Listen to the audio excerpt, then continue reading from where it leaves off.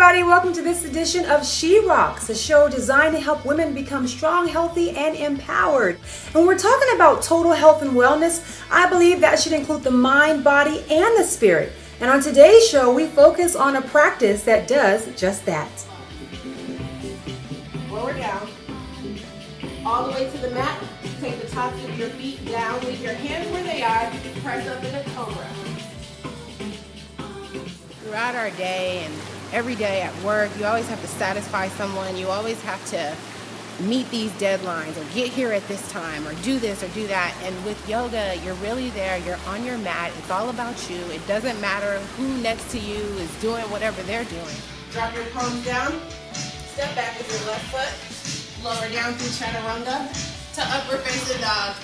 Downward facing. Oh my gosh. I practiced yoga originally because I was stressed out at work and I just needed a way to de-stress. And like working out and going to the gym helped, but I just needed to stop all the mental chatter, and that's why I started. I took my first class with Ryan maybe about 2 or 3 months ago. So since then, I've definitely tried to get a class in whenever I can because I really enjoy it. Feel your chest, and then begin to bend back from your upper back.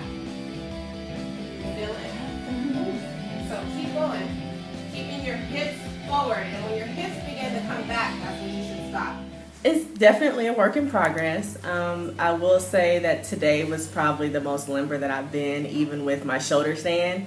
So, those are the little surprises that you really enjoy as you take yoga continuously.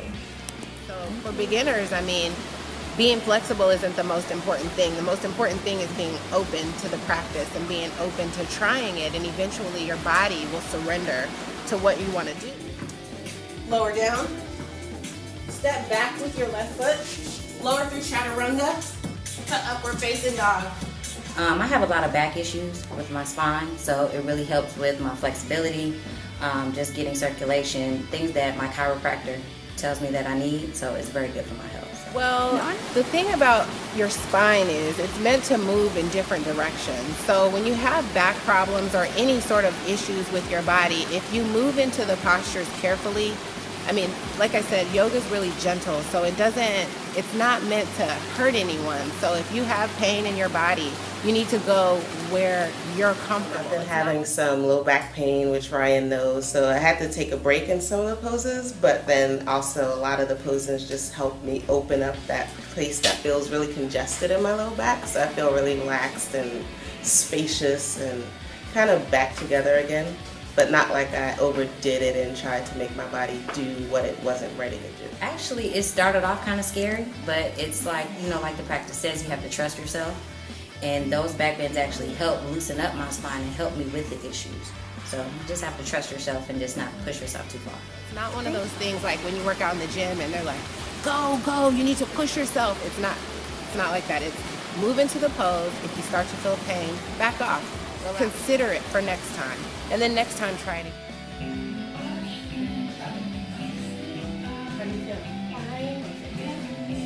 Very nice, Michelle.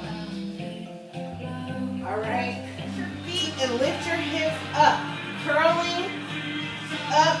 Now bring your shoulders underneath of you. Shimmy them under. You can walk your feet back further. Your pinky side of your inner leg should be down on the mat, pressing into the mat. Inhale up 1 more inch. And hold 2 breaths. And exhale with control, lower down to the mat. So for me, it relieves stress because when my mind is going everywhere and I'm at work and I can't control what other people are doing, I can control how I respond, how I react. Same thing during a physical practice. I can control how I respond and how I react. And for me, that relieves a lot of stress because the stress that we have throughout the day usually comes from always trying to satisfy something for someone else. So with yoga, it's all about you.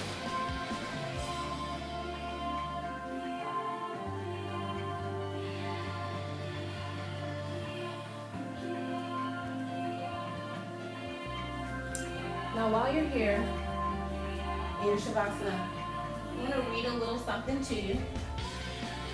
It's called A Place for Worries, Surrender Box. There are times when our minds grow too full our heads may become so crowded with our to-do lists, worries, plans, and dreams that we do not have room to think. By doing so, we are taking action and letting the universe know that we need help and we are willing to surrender our feelings. We give ourselves permission not to be concerned with a particular problem any longer and to trust that the universe is taking care of it. Surrendering our fears and concerns and placing them in the hands of the universe does not mean that we have given up or have been defeated. Instead, we are releasing the realization of our desires and the resolution of our worries and are no longer concerning ourselves with their outcomes. I think that people that would like to try yoga should definitely try it, whether you do it at home by way of a YouTube video or you go to a studio. Just try it out and see what it does for you. You know, make it yours. Own it. Do it. Do whatever style yoga works for you. Go try that. And I really personally feel like the world needs more of it because we're just all so tense and people need to relax and stop being so upset and learn how to react. Take a minute before you respond to something. Think about it and then respond. And that is, you know, in the physical practice of yoga and in your everyday to-day life. And it is amazing how quickly problems go away and dreams come true when we finally let go and allow a higher power to help us.